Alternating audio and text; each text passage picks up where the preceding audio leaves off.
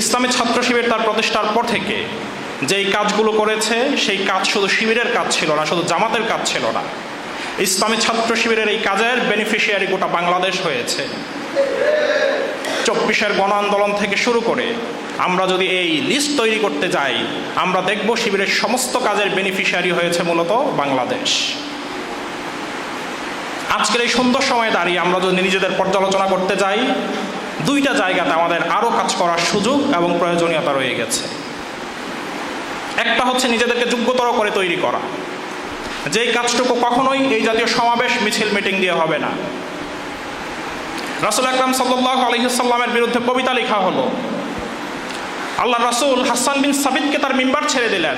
তিনি বললেন যে তুমি কবিতা লিখে জবাব দাও। আল্লাহ রাসূল চাইলে কিন্তু কাউকে নির্দেশ দিতে পারতেন যে কবিতা লিখেছিল সেই কাফেরের জিভ ছিঁড়ে নিয়ে আসার জন্য, তাকে হত্যা করার জন্য। কাজে সুন্নত হচ্ছে আপনাকে যে প্রক্রিয়া আক্রমণ করা হবে, আপনাকে যে প্রক্রিয়া আঘাত করা হবে, যে প্রক্রিয়া আপনার বিরুদ্ধে ষড়যন্ত্র করা হবে, ঠিক একই প্রক্রিয়া আপনি ষড়যন্ত্রের জবাব দিবেন। এই জায়গাতে যোগ্যতর হয়ে নিজেদেরকে তৈরি করা, জনশক্তিকে তৈরি করার একটা বড় দায়িত্ব এবং কাজ আমাদের রয়ে গেছে। আরেকটা জায়গা হচ্ছে আল্লাহর স্মরণ, আল্লাহর ভয়। এই জায়গা থেকে আমরা প্রায় সময় বিচ্যুত হয়ে যাই।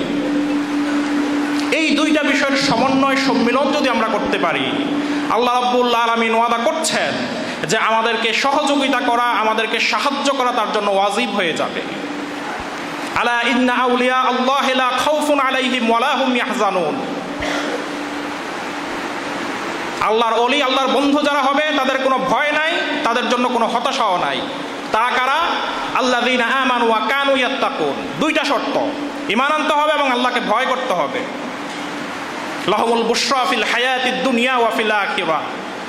এই কাজ যদি করা যায়, আল্লাহ রাব্বুল আলামিন সুসংবাদ দিচ্ছেন আপনার সফলতা, আপনার প্রাপ্তি দুনিয়া এবং আখিরাতে। দুনিয়াতে আমরা কি চাই? আমাদের এই স্যাক্রিফাইস, আমাদের এই ত্যাগ আমরা কেন করেছিলাম? এটাকে এই উদ্দেশ্যে যে আমাদের গাড়ি, বাড়ি, নারী হবে, সম্পদ হবে। আমরা আল্লাহর জমিন, আল্লাহর দিন কায়েম দেখতে চেয়েছিলাম। আমাদের জন্য দুনিয়ার বুশরা এটাই যে আমরা দুনিয়াতে আল্লাহ রাব্বুল আলামিনের দিনকে, তার জমিন আমরা কায়েম দেখতে পাবো। এবং আল্লাহ রাব্বুল আলামিন বলছেন তার এই কথার কোনো পরিবর্তন হবে না, কোনো নরণচরণ নেই। লা তাবদীলা লিকালিমাতিল্লাহ, আল্লাহর কথার কোনো পরিবর্তন নাই।